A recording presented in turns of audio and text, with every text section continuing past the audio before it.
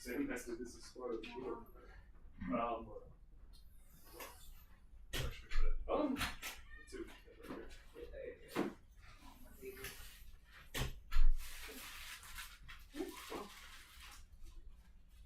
Did somebody start the stream? The stream is started. I didn't start the live recording yet because there's something happening. But Awesome. That's just an extra button. Yeah, so just hit the start recording button when. Excellent. Thank you so much for doing that. I hit one button. Might have been two buttons. You're good.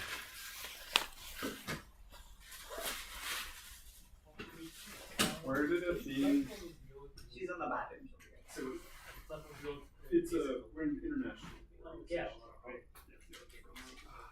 Yeah, from Australia to all the way to the West Coast. That's the 5 of us stand for. Yeah. If I want to, well, let's give dibs to our guests Yeah. first of all. So, and if Athene wants a slice, oh yeah. Daniel. My friend, would you like a slice of pizza? Oh yeah, sure. Yes, ma'am. Where did you acquire such a thing? On East 11th Street, there's this dude who runs this like old store, and he like Okay. hand makes them. It's Oh so wow. good. Some of the PRs are So unfortunately, we're only quasi-domesticated, so you have to use a napkin. Your name? I'm right. Ryder? Daniel. That's your Ryder.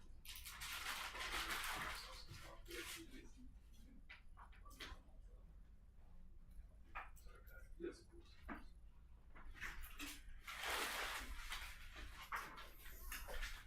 My friend, would you like some coffee? No, you can. I'll have a.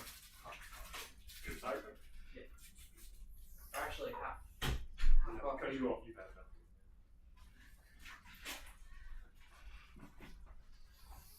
I was gonna say half coffee. No. Oh, would you like that?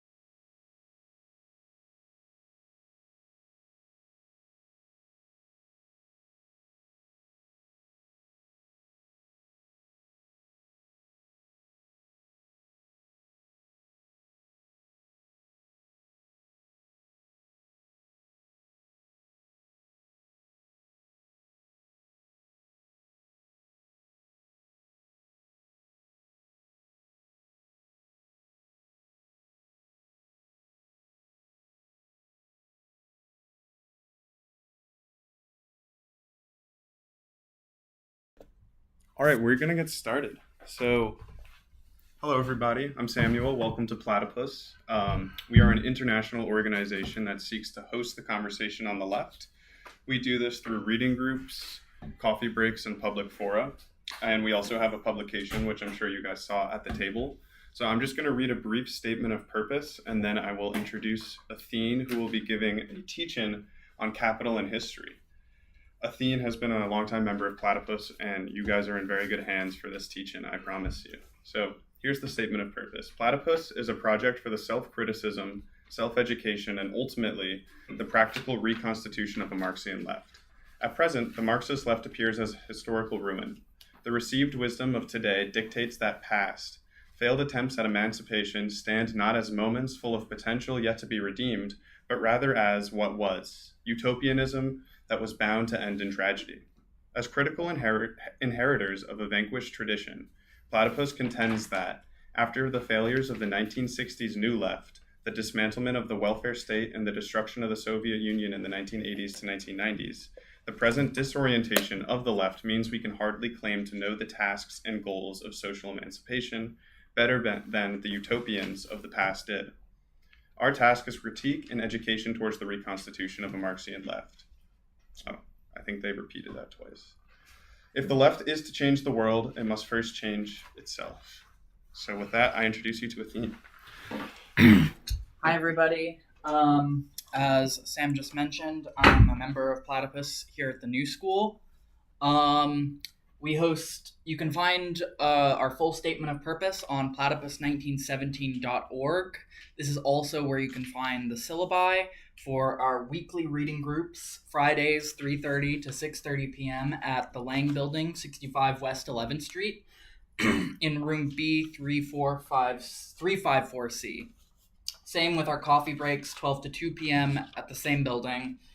And if you're interested, please find our email, platypussociety@newschool.edu, where we regularly post updates and details on upcoming event. So, firstly,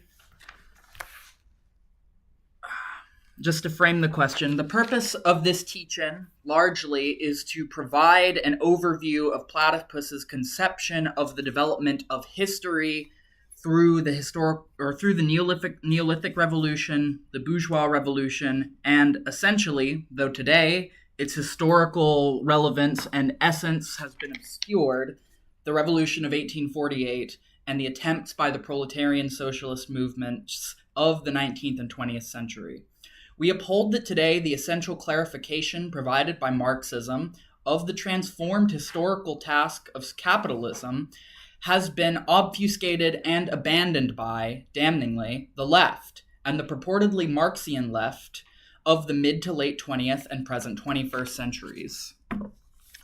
To begin, I want to kind of frame things through the point of view of bourgeois society and bourgeois philosophy, specifically kind of Hegel, and the distinction between ancient and modern society through the question of being and becoming. Now, at first glance, this chart may seem esoteric, arbitrary. It is, in a sense, the self-consciousness of history as it emerged in the bourgeois epoch. In short, it is how to distinguish the consciousness of the ancients from that of the moderns from the point of view of the Enlightenment and German idealism. And it is precisely this self-consciousness which both comes into deep internal contradictions and also historically prompted the task of Marxism in its epoch.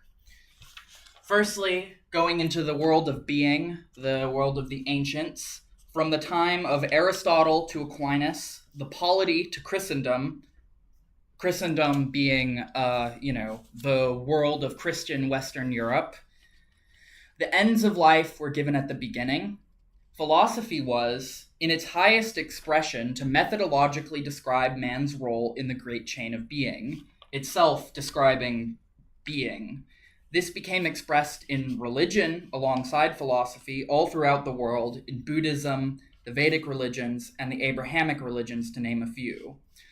So the question was, in all forms of ancient philosophy, to describe the natural world. Man was, as Aristotle described, a political animal. But this is to say that politics itself could be understood as an extension of the natural world. It was to find what is good as it existed in the world. And this was the case throughout religion, which sought to ossify, crystallize what was implicit in social practices, namely the recreation of the whole through a stratified cosmological view that became essentially from God to the kings to the tillers of the soil all the way down. To distinguish, however, the coming to being of bourgeois society, we begin to look towards what Hegel would describe as becoming, spirit, Geist. In the emergence of bourgeois society, first in the cities in Italy and Germany in the 1500s amongst the free burghers, where the phrase nach Jahr und Tag Stadt Luft macht frei first emerged. After a year and a day, city air makes one free. The question of what was became of little importance. The matter became what they were for us, how nature could be used towards the ends of man's purpose. This was expressed in a kind of alienated form in the Protestant Reformation, which propounded a new, purer form of Christianity. Thus came the doctrines of sola fide and sola scriptura, faith alone and scripture alone. Doctrine no longer became the means of interpreting the world or of structuring activity. Now it was the faith of the individual, which was based on the individual interpretation of scripture. Now, not to simply put this out as a kind of alienated development in ideas that, in a Weberian sense, influenced practice, but rather the free city-dwelling people within, Western Europe at the time can be said to be working through the development of their own freedom in consciousness through this form. So it should be noted that just as influential to the development of Protestant Christianity was not these kind of methods of interpretation, but equally so new methods of getting script out, for instance, the printing press. The Protestant Reformation was, according to Hegel and the High Enlightenment philosophers, one of the early forms of spirit, consciousness, grappling with itself historically, with freedom, albeit in an alienated form. This development became crystallized in philosophy and science around what was termed doubly the Copernican turn. Science became a method of investigation not set against defining a series of explanations for phenomena according to set metaphysical principles, i.e., the Aristotelian view, the Earth is at the center of the solar system, and our calculations were meant to adjust to that system. So there was funnily enough, the method of determining the trajectory of the planets was a much more complicated before we developed what is now the heliocentric view of the solar system. But science became a method of investigation, but instead a method that questioned the mode of investigation itself. In philosophy, Kant's Copernican turn brought this to the level of reason itself, to philosophy, which was finally capable of realizing that it was man itself that was the object of its inquiries. Kant's critical project, which brought into view the dialectic, freedom, and the determinative mutual constitution of subject and object, was completed by Hegel, who completed modern philosophy in stating that history is itself the development of freedom, and that all of its retrogressions become deviations from the movement towards the absolute ideal freedom. Now, this is kind of glossary, but before we go on, we have in the corner here Selbstaufhebung, self-sublation, to take oneself up. The dialectic in Hegelian terms can be seen as both preserving and negating. So in the concept, there is seen a potential within the manifold that is raised up to the level of adequacy. So in our social practices, we interact with one another, recognize one another as a you, and can find in our shared practices, critically through thought, what could be that is implicit in them but is not yet raised to the level of self-realization. This necessarily entails the movement of self-abolition, which is to say, to paraphrase Engels writing about Hegel, Hegel stated, "All that is real is rational, and all that is rational is real." Engels, taking from Goethe, said, "And all that is real deserves to perish."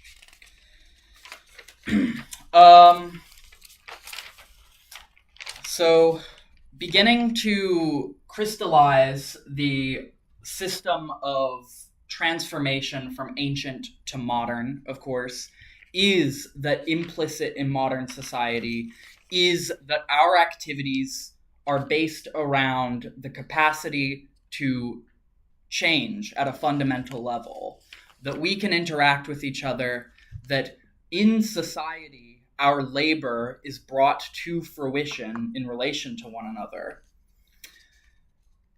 But Marxism starts not at the task of establishing a free society, but begins rather with the contradiction at the level of freedom itself. How even pure becoming and society, which was in the consciousness of Kant and Hegel to be the beginning of a great revolution that would establish freedom concretely in the world according to rational principles, even reason itself was moving in irrational manners, and itself became the grounds for its own negative kind of dialectic, in that what is produced undermines itself. To quote Marx from the Grundrisse, or Foundations on Critique of Political Economy, quote, "The ancient conception in which man always appears, in however narrowly national, religious, or political a definition, as the aim of production, seems very much more exalted than the modern world, in which production is the aim of man and wealth the aim of production. In fact, however, when the narrow bourgeois form has been peeled away, what is wealth if not the universality of needs, capacities, enjoyments, productive powers, etc., of individuals produced in universal exchange? What if not the full development of human control over the forces of nature, those of his own nature as well as those of so-called nature? What if not the absolute elaboration of his creative dispositions without any preconditions other than antecedent historical evolution, which make the totality of this evolution, i.e., the evolution of all human powers as such, unmeasured by any previously established yardstick, an end in itself? What is this, if not a situation where man does not reproduce in any determined form, but produces his totality, where he does not seek to remain something formed by the past, but is in the absolute movement of becoming? In bourgeois political economy, and in the epoch of production to which it corresponds, this complete elaboration of what lies within man appears as the total alienation, and the destruction of all fixed, one-sided purposes as the sacrifice to the end in itself to a wholly external compulsion. Hence, in one way, the childlike world of the ancients appears to be superior, and this is so, insofar as we seek for closed shape, form, and established limitation. The ancients provided a narrow satisfaction, whereas the modern world leaves us unsatisfied, or, where it appears to be satisfied with itself, is vulgar and mean. For Marx, freedom is still an end in itself.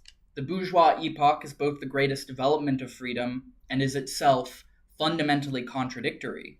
bourgeois society was always aspirational. It was the crisis of society. Capitalism is the crisis of bourgeois society, and at a deep level, it is the crisis of all human civilization. Why the crisis of civilization, however? Engels, in the Ends of Classical German Philosophy, describes the socialist revolution as, in its fruition, being on the same magnitude of the Neolithic Revolution 10,000 years ago, the revolution which birthed civilization, which would lead to the first development of spirit in alienated forms. It was this revolution which was man's revolution with nature. But man still conceived of himself as part of nature.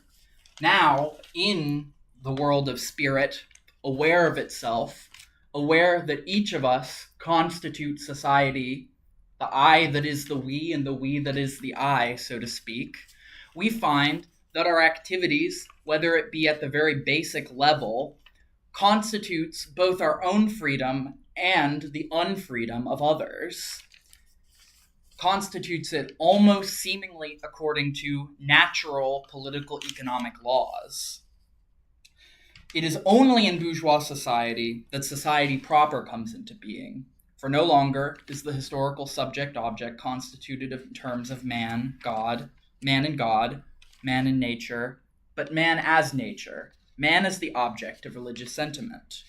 This was, in a deep sense, the project of the High Enlightenment. From Hegel laying bare that philosophy's objects are broadly the same as religion, or in Comte and Feuerbach's rationalized religion of man. For Hegel, the system of spirit culminates in bourgeois revolution. The dialectic finds direct expression in being for oneself, for another. Self-consciously in bourgeois society.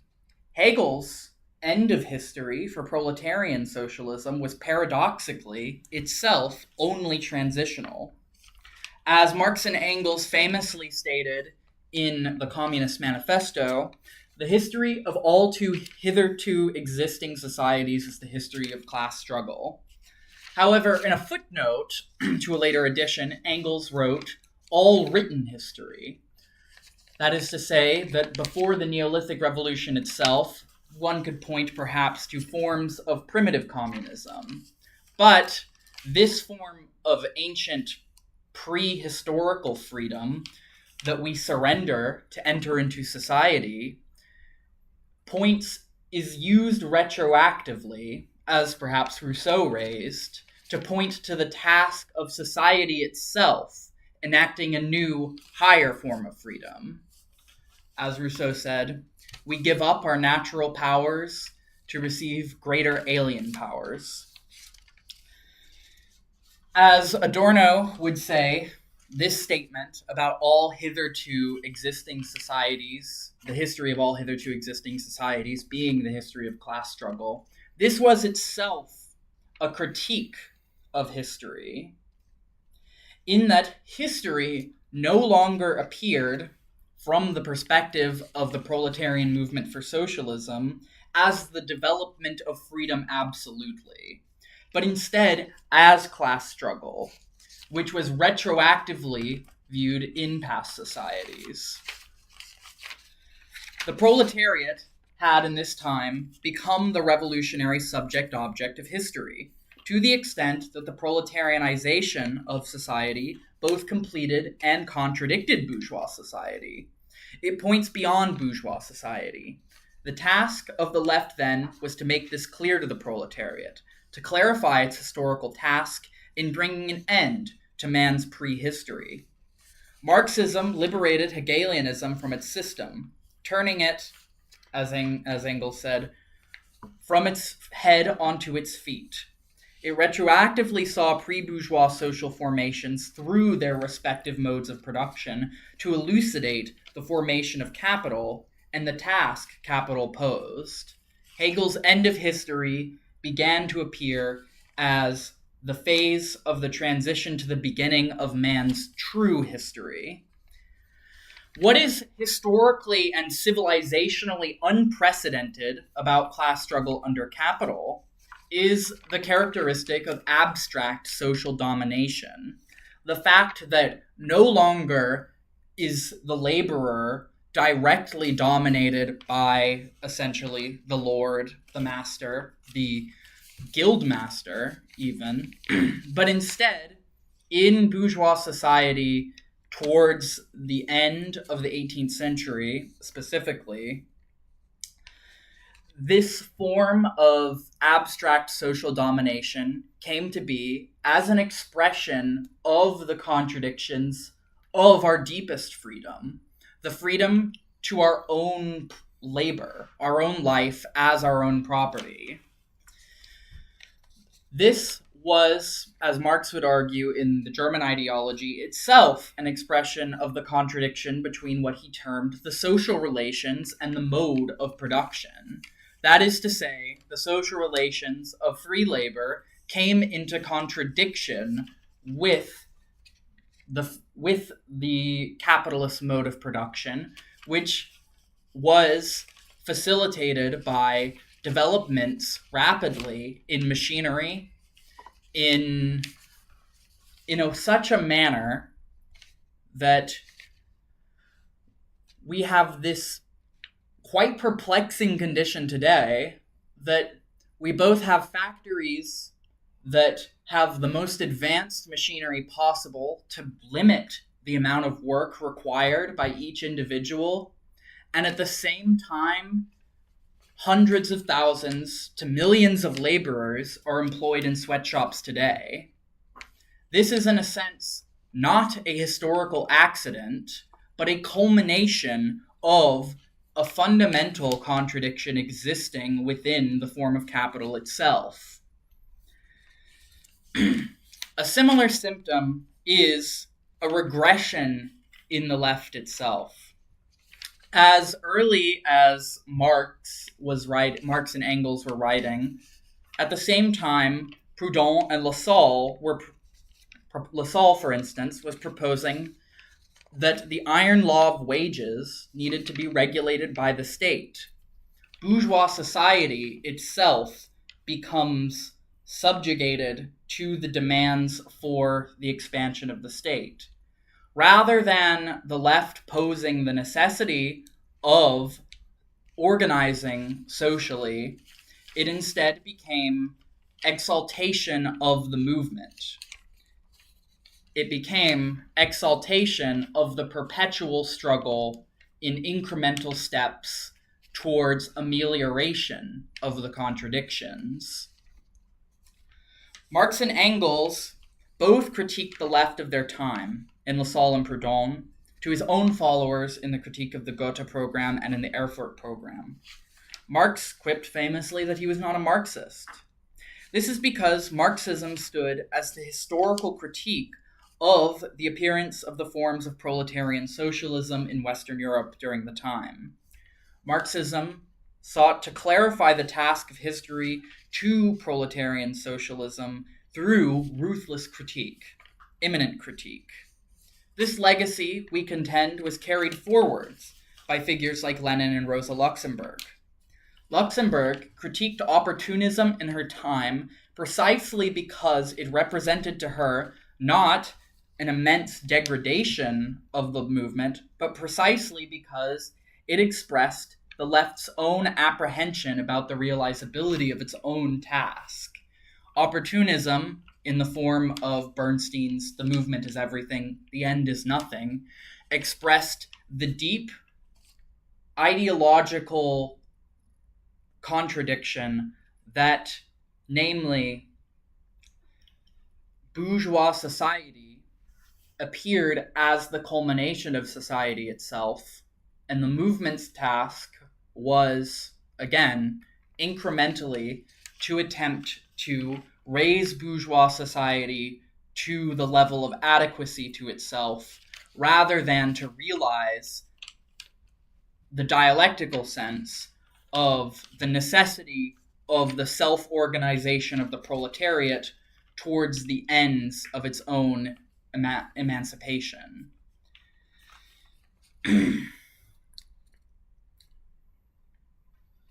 The preservation and victory of the left was in a profound sense the deep tragic betrayal of the left in the Stalinist purges and in the failure of the German Revolution, wherein the Ebert and the Scheidemann factions of the SPD of its time put down Rosa Luxemburg and the Spartacus League, at the same time integrating the Workers' Council as a functionary of the Transitional Republic.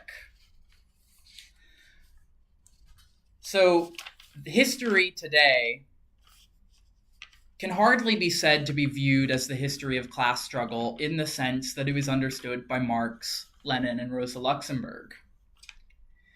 As Adorno said, or as Horkheimer said, rather, history appears as the history of rackets. The left today has lost sight of its historical task in attempting to constitute its task as, for example, expressed by movements like BLM, which organized socially for civic reform by the state in order to express the interests of Black Americans in the state, namely seeking for things like police reform and civil court reforms, which, although having perhaps a merit, also raises the question of what was lost from the historical left in the quote-unquote left social movements today. What consciousness of the task of history was preserved or abandoned? Any movement for civil, human, and economic rights and justice seeks to reconstitute bourgeois society, but in an alienated form. The question of justice, as it emerges today, is really a recapitulation of that same demand. They are really demands for Bonapartism, for the state's expansion, and for greater social integration into the state. Horkheimer said, on the sociology of class relations, quote, "The concept of the racket, referring to the big and to the small units, struggling for as great a share as possible of the surplus value, designates all such groups from the highest capitalistic bodies down to the little pressure groups working within or without the pale of the law, amongst the most miserable strata of the population. It has arisen as a theoretical concept when, by the increasing absoluteness of the profit system, the disproportion between the functions of the ruling class in production and the advantages which they draw from it became even more manifest than at the time of Marx's Capital." This is to say that the social movements today are both constituted by capital as much as they are by a self-conscious civic social movement. Namely, they express itself the domination of capital to the extent that what they seek is the state's intervention in the sharing of the spoils of the absoluteness of the profit system. As it was understood historically, however, in perhaps, for example, the German Social Democratic Party before the German Revolution, before World War I, what was sought as the task, or what was expressed in the actual constitution of the organization, namely that it was almost analogized as a state within a state, that they would intervene at the level of the labor struggle. They would intervene only in politics negatively, famously voting no even on expansion of social reforms, because this was, in a sense, the attempt to, by the Bismarckian state, to reduce the level of the social contradictions. In reality, the task was to heighten them, or at least to raise them to the level of consciousness so that the social movement for proletarian socialism, aware of its task historically, could organize towards the end of seizing political power. This was Marx's only innovation. the necessity of the dictatorship of the proletariat in his critique of political economy. Everything pointed to it. Everything pointed to the necessity of an international movement for proletarian socialism in the heart of capital to take control of political power towards the ends of working through contradiction in the form of, wage labor, in the form of, in all of capitalism's phenomenal forms.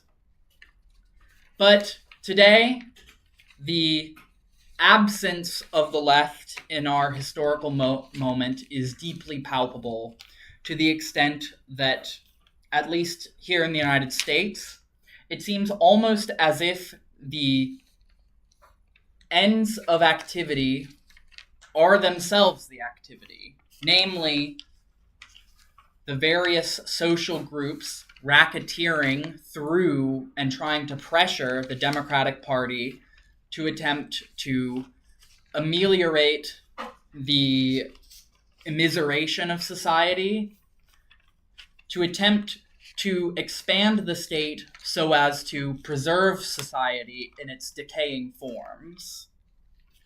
In this sense, we have lost sight of the sickness of modernity. We pose it as perhaps a sickness of the deepest level of human civilization, and not in the manner of how Nietzsche viewed it, that modernity was a sickness in the same sense that pregnancy was a sickness. It was overripe. It was overfull with the possibility of its own overcoming. Today, we stand here apparetically, not quite at the phase of the last man, but perhaps if the task of the historical left is not raised, is not understood clearly, perhaps the time will come when we will all stare and ask, what is a star, and be left blinking. Thank you.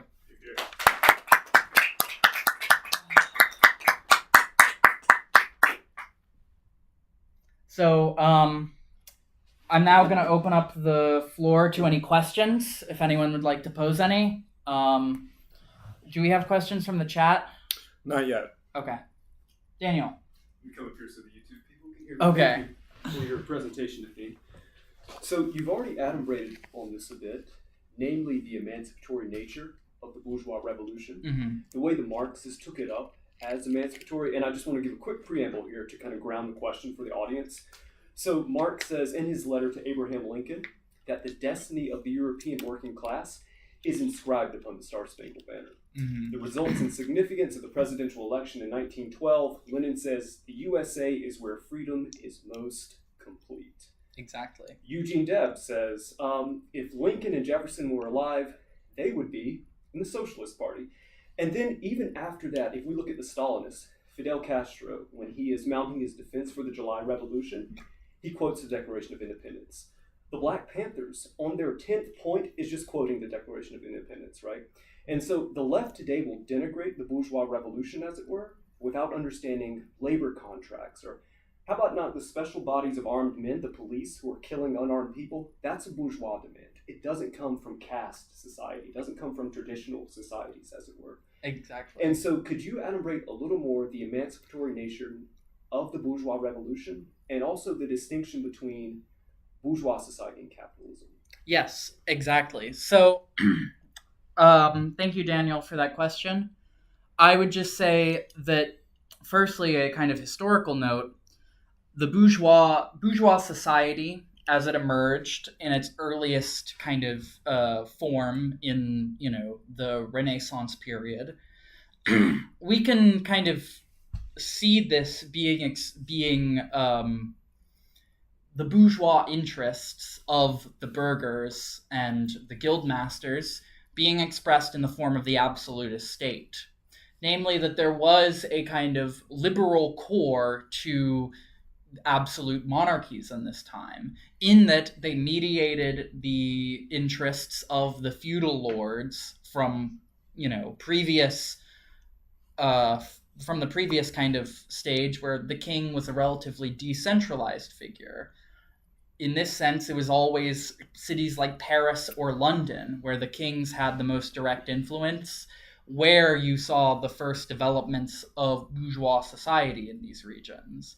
And so, as to the question of what is bourgeois society, I would just say that it's based upon, as kind of laid out in maybe the Declaration of the Universal Rights of Man, famously in the French Revolution, rights to one's own labor, to free association, to private property, which was, as Marx demonstrated, an expression of the right to oneself and to one's own labor, the right to the full value of one's own labor.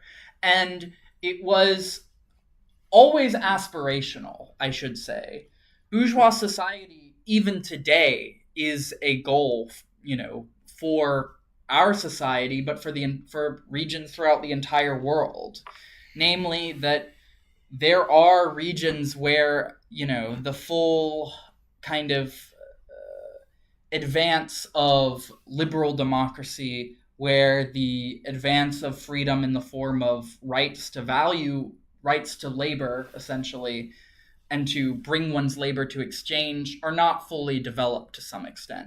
But I would say that by the time Marx is writing, a society based around free labor, where everyone's free activity is the basis of the expansion of the free activity of another, in the form of Adam Smith, for instance, who, when writing about America, didn't foresee the kind of industrial, forces of production coming into contradiction so starkly with the social relations.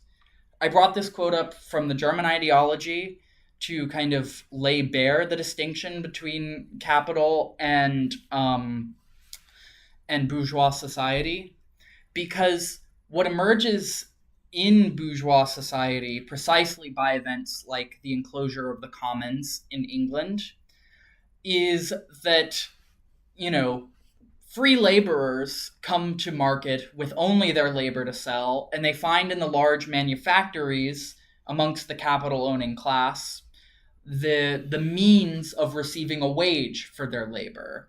What this becomes, however, when they're working on machinery in stark divisions, once the division of labor is perfected by early forms of, Fordist manufacturing systems, or rather scientific management, as some have termed to call it in America, what you begin to see is that people are paid for the time spent there. One worker can be shifted out for another so long as they're working on the machine.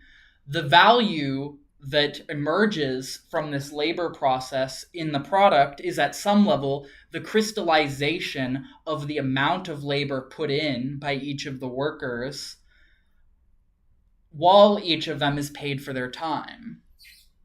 So profit, in this sense, through, the expression of surplus value into capital, into,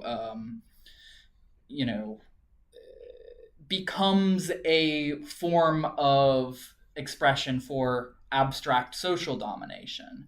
And this is what is new about capital. This is what distinguishes it from bourgeois society, in that the very forms of freedom themselves of bourgeois society become,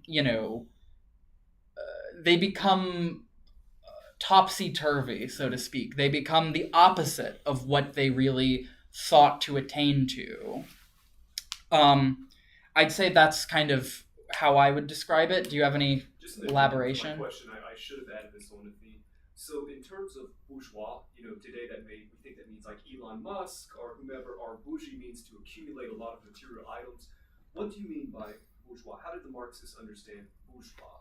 Thank you. Yeah. So, Marx, and this is a quip that I'm going to steal from Daniel, wrote Capital and wrote about capitalism, not capitalistism. Namely, when we're talking about bourgeois society, we're at the one hand talking about the society of the bourgeoisie, but as expressed through things like the revolt of the Third Estate.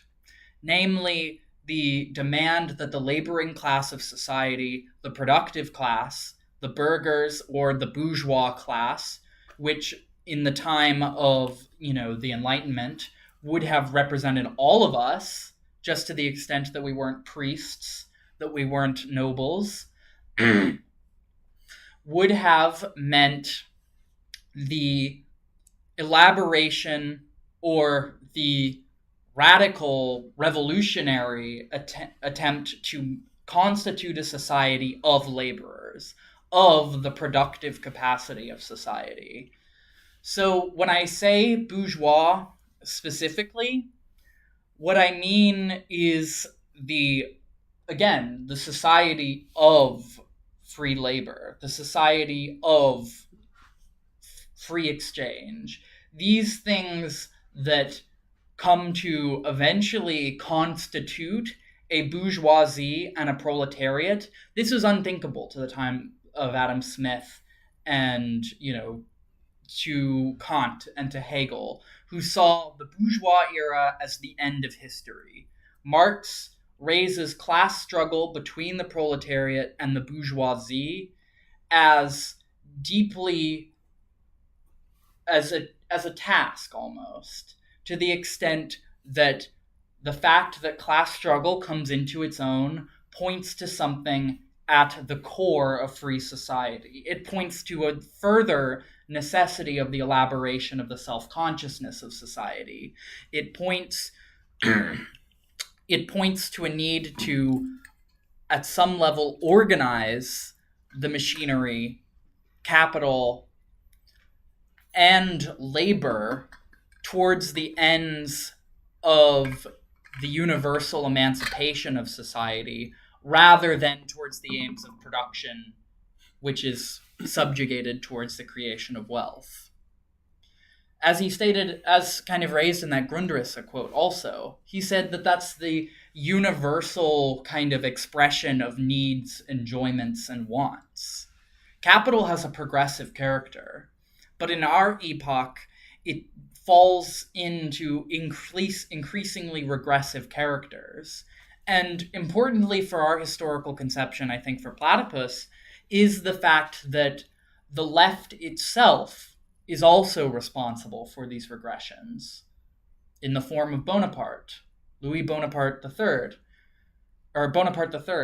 who, in his time was a socialist, purportedly, that in the form of Stalin, in the form of the Transitional Republic in Germany, in the New Deal Republic today, in what Horkheimer calls state capitalism, namely that the fundamental form of the accumulation of surplus value, these contradictory forms, becomes totalized in the state.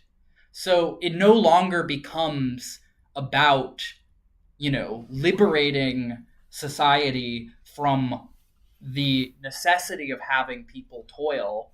It becomes about giving people jobs. I'm sorry. No worries.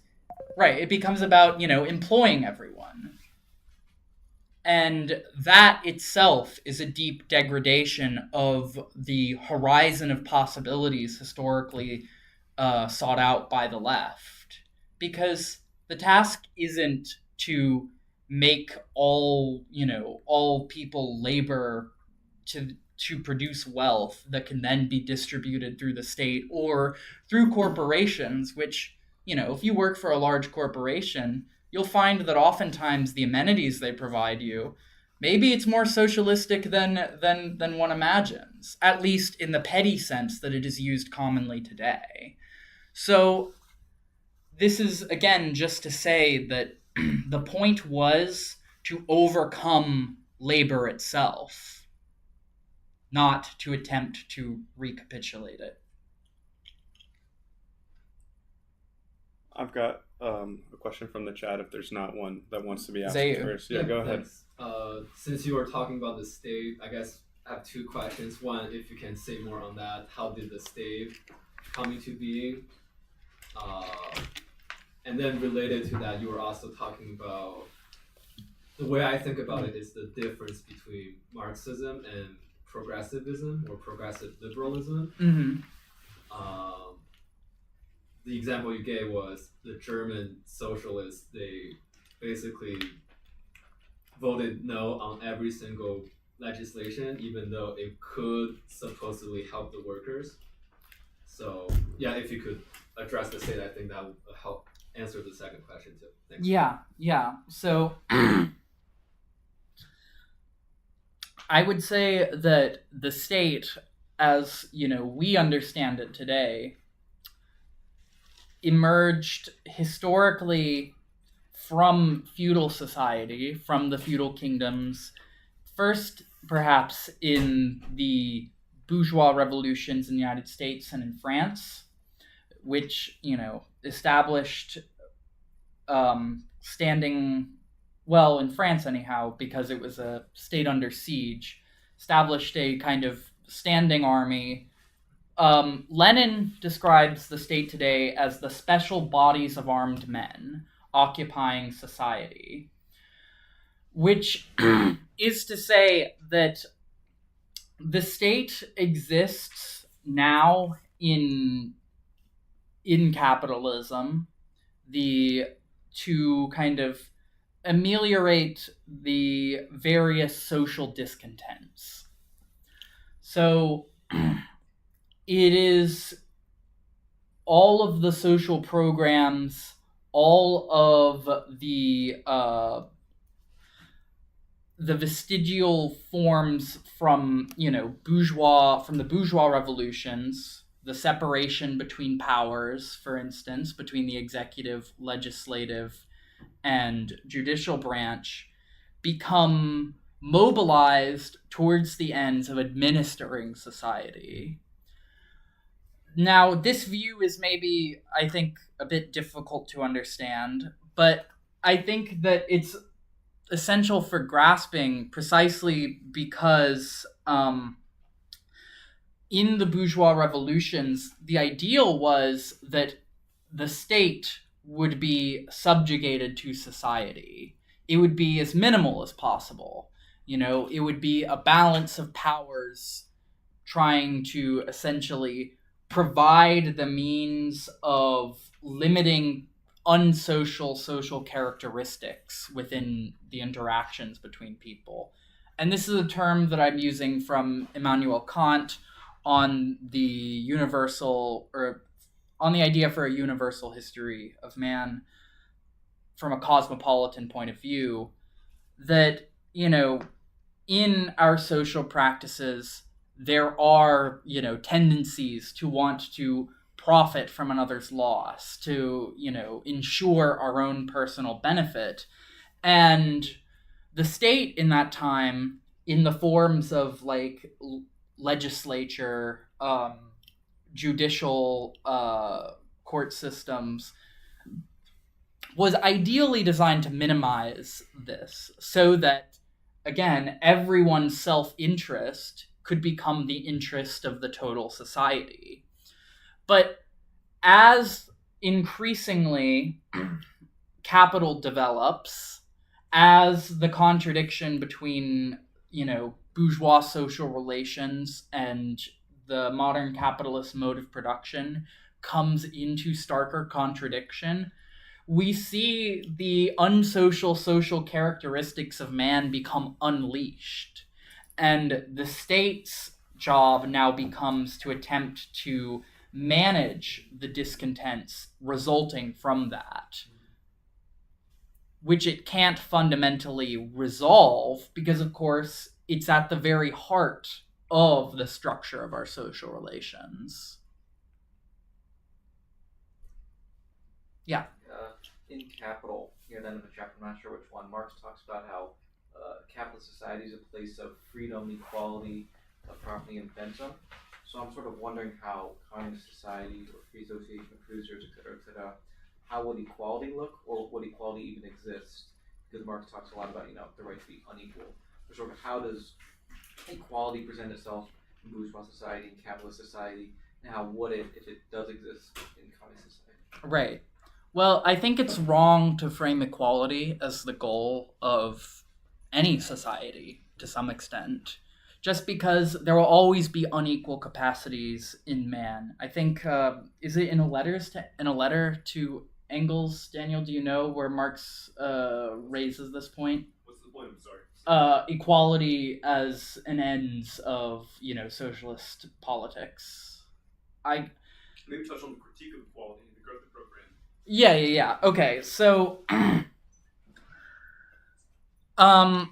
the problem with equality as a kind of ends of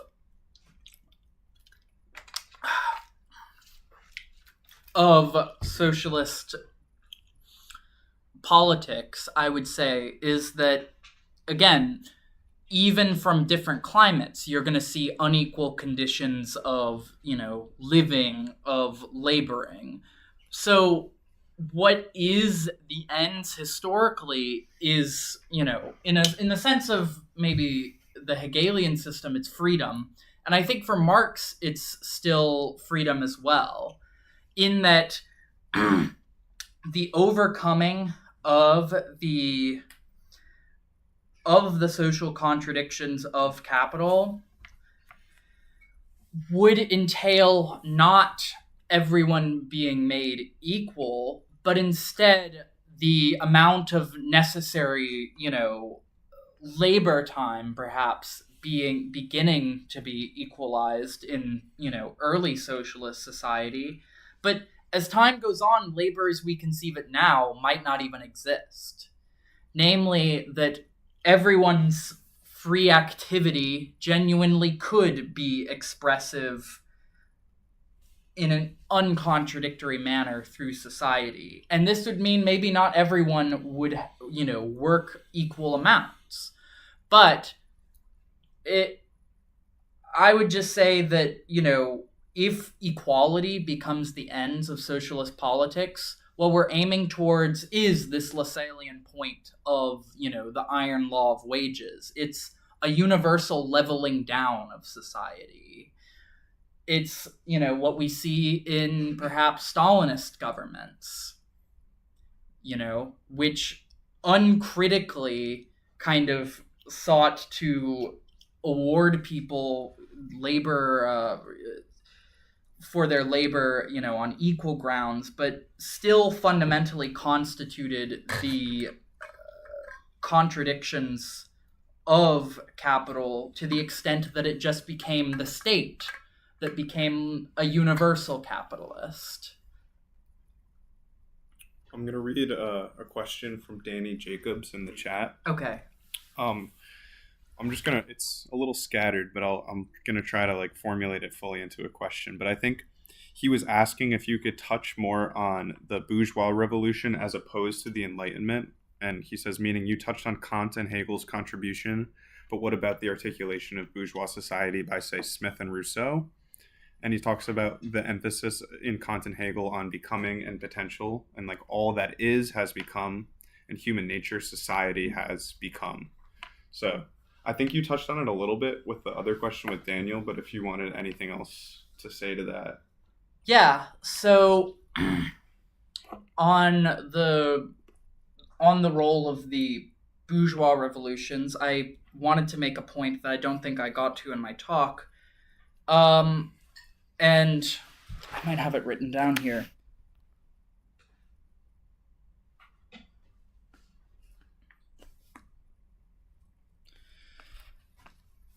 The bourgeois revolution was, at some level, and Lenin pointed this out, it was in the interest of the workers. So, the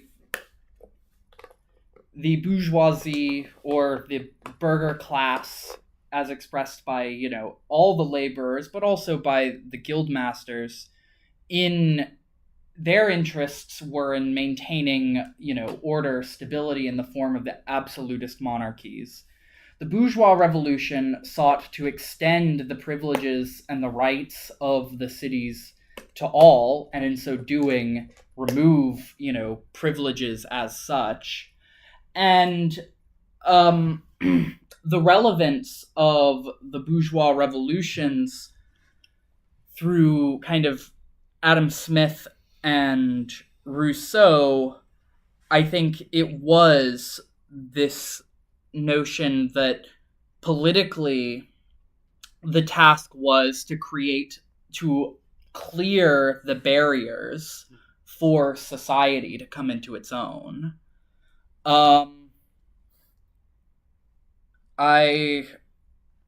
If I could actually see the question just to make sure I've got everything. So it's like these first three. Okay.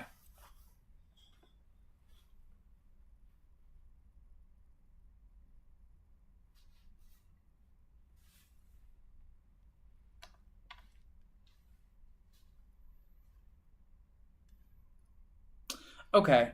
And this point about human nature, that human nature itself has become, namely that what it means for us to be human has not stayed stable throughout history, that, in the extant world of the ancients, what it meant to be a human was to play your part in the great chain of being. It was, all activity was at some level an expression of theology. And in the bourgeois revolutions, we begin to grapple with man as the object itself, that even religion is meant to give expression of the abstract capacities of society. Durkheim has a point somewhere about how ancient tribes would divide up the land, and assign divine characteristics to it precisely to kind of define what is their space, what was their realization of their relationship to the natural world. And so with bourgeois society, with the bourgeois revolutions, it's society coming to grapple with the fact that the potentialities implicit within labor point beyond the existing order of society, the existing order of caste society. There was a notion of universal freedom through labor implicit within the existing society that merely had to be unleashed politically through forms like the bourgeois republic, but even in forms like Napoleon in the Napoleonic Code, as it became, expressed all throughout Europe in the Napoleonic Wars. And I would just say that even in our conceptions of very basic notions like identity is shaped historically, that the history of, for instance, if one is gay, this very notion doesn't emerge until capitalism arises, or until bourgeois society arises, rather, that one has the right to determine for themselves their relation to the external world, their relation to other people, without being chained to, reproduce their specific role in society. One has the capacity to reproduce the totality, to use Marx's turn of phrase. I don't know if I answered that question adequately, so if you have a follow-up question, Danny, please pose it. I'm looking, but does anybody else have a question in the meantime? No one else does. I'm going to try to occasion my question from an outside perspective of things. Mm-hmm. So, the Platypus slogan, "The left is dead, long live the left," which is, of course, occasioned by Marx, "The class struggle, the revolution is dead, long live the revolution." But also you adduced in the statement of purpose that the Marxian left is in ruin, so to speak. And so my question is, why can't we just do Marxism? Why can't we struggle for proletarian socialism?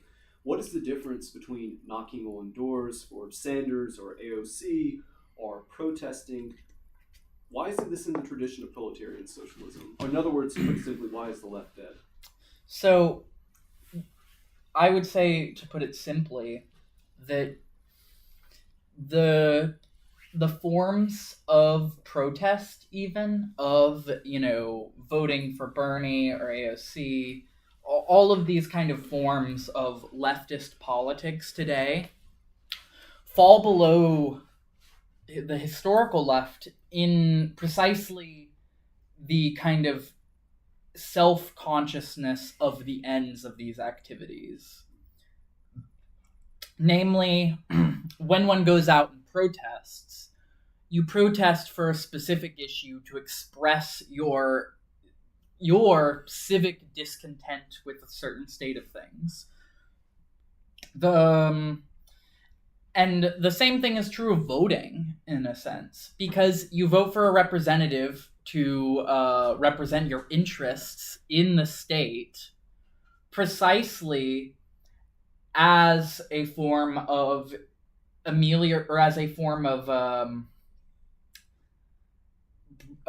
essentially trying to ameliorate disparate discontents. So Bernie Sanders, perhaps wanting universal health care, voting for these things, this doesn't keep a kind of historical consciousness of the necessity of overcoming capital.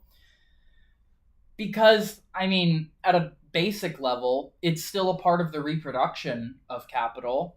Universal healthcare from the state just means that the state, taxes more and then, redistributes the wealth, to various members of society. And this is a form of state capitalism. It fundamentally still relies on, the exploitation of, it still relies on the, on the worker, producing surplus value, on them being paid for the value of their labor time. But one can imagine a capitalist society where there's only one capitalist, and it's the state.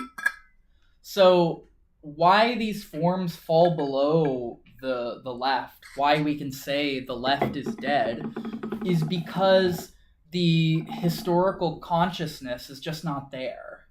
There's a kind of, we've put blinders on, and we can only see the movement ahead of us in this kind of incremental step towards what we view as a more equitable society.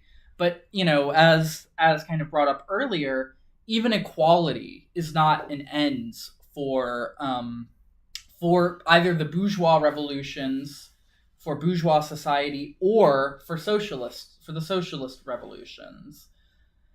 And, to that end, it's an unawareness of the task posed by freedom. Because freedom tasks us with the consciousness that our activity could be the perfection of slavery, glittering misery, as Kant would say. It was value neutral. But in that sense, however, the abandoning of the awareness of the task of freedom is not abnegating oneself of that task. It is instead reproducing unfreedom unconsciously through our social activities. Just to follow up, you mentioned historical consciousness, and traditionally that the proletarian movement for socialism had a historical consciousness. I would ask the historical consciousness of what? What is the task? It was What was the task? The historical consciousness of the proletariat was of the unique character of the proletariat being the revolutionary subject-object of history. And what does that mean in the sense Marx maybe used it, or that Marxists used it? I would say it was the fact that the reason that we could read class struggle and modes of production retroactively into the past was because the proletarian class struggle would be, in the sense that we live in bourgeois society, which is society that has come into its own. It is society in the proper sense, wherein, there is no direct social force compelling us to activity. Instead, it's an abstract social force, an abstract social domination. This is where class struggle also comes into existence in its proper sense as well. And so the historical task of proletarian socialism was towards its own self-abolition, the abolition of the bourgeoisie and the proletariat, the abolition of the conditions that allow for free society to be conducive to class struggle, such that it would, overcome the proletariat itself. It wouldn't be a society of the proletariat. That's not what the dictatorship of the proletariat means. It means a government that works towards the historical aims and ends of the proletariat, which, in the sense that Marx used it, precisely meant the class that, in its political ascendancy, could mean the end of all class struggle, the end of man's prehistory.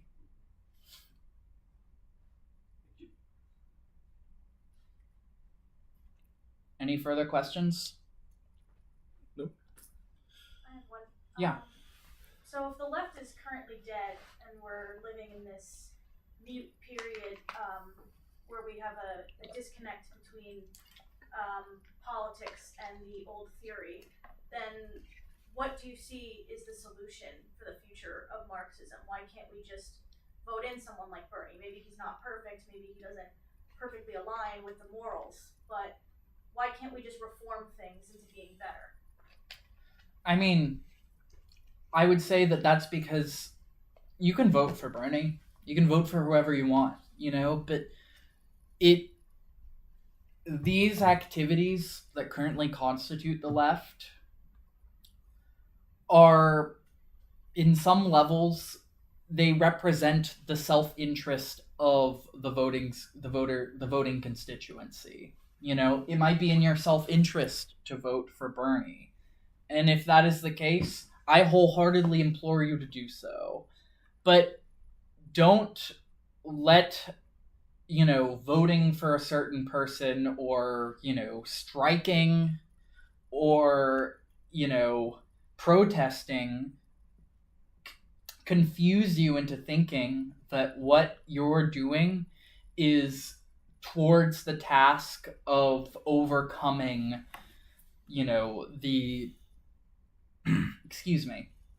of overcoming the current historical mode of domination. And in the sense that Marx understood it, in the sense that Lenin and Luxemburg understood it, in the sense that the critical theorists of the Frankfurt School understood it, this form is capitalism. And the left's activities today may be good for people. It's probably good to have healthcare, I suppose. That's not the question, however. And so what I would say the task for reconstituting a Marxian left is precisely raising the self-awareness of what it was historically, so that the ideological barriers, like we need to vote now and putting so much effort and labor and money in establishing these forms, is not seen as the ends.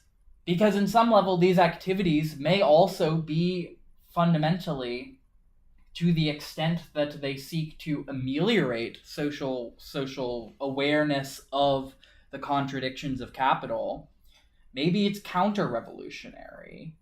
But we can't really say it's counter-revolutionary, revolutionary or not, because there is no movement currently existing to advocate or to organize the proletariat socially towards, the task that Marx understood it.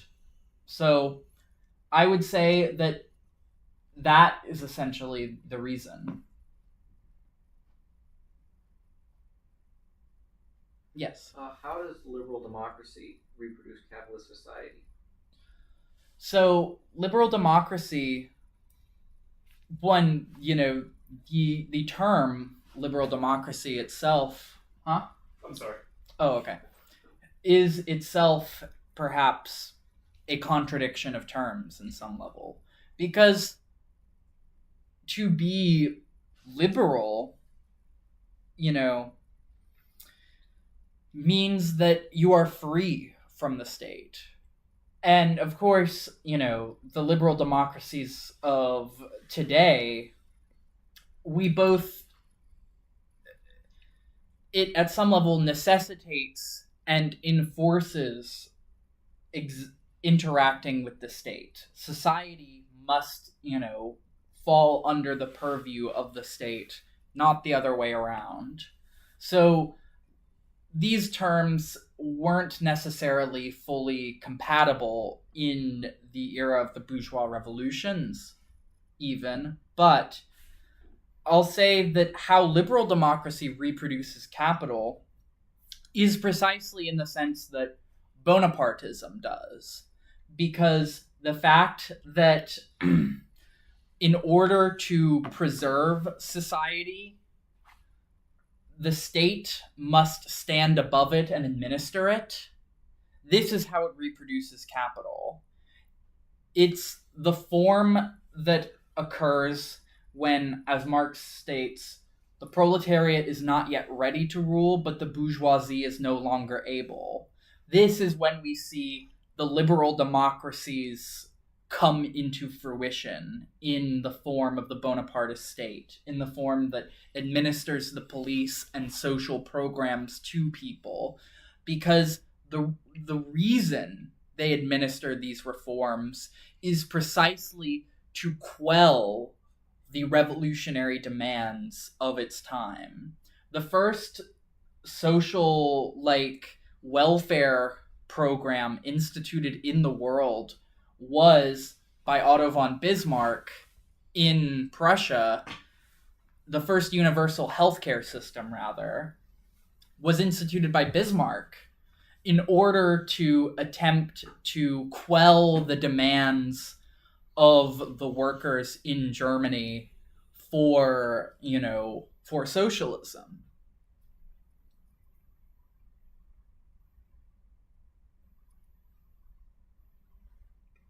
Okay, well, I think that concludes the teach-in. I will just do one more reminder of our events. So I'm going to awkwardly flip this over. Pretty good. So our website is platypus1917.org. We do reading groups every Friday in the Lang building, which is the one on 12th and 11th Street, 5th and 6th Avenue, from 3:30 to 6:30 p.m. And we're next reading Kant, Benjamin, what is it? History of the Ancients versus History Benjamin Constant. Yeah, Benjamin Constant, sorry. What is it? Freedom of the Ancient versus Freedom of the Moderns, and Kant's Ideal for a Cosmopolitan Society, right? What is enlightenment? Yes, what is enlightenment? So if you're interested, feel free to stop by. And we also do coffee breaks on Wednesdays in the Lang Cafe. If you come and want to talk, we'll buy you a coffee or tea. That's from 12 to 2 p.m. on Wednesdays, as I said. And here's the email. If you are interested in receiving emails, we also have a little sign-up list by the pizza box. And I think, did you bring posters with the WhatsApp thing on it? We also have the QR code for our WhatsApp group chat, which will also send the same information as the email, but through WhatsApp rather than email. So yes, thank you very much for joining. And if there's any more coffee or pizza, please help yourself. Yeah, me.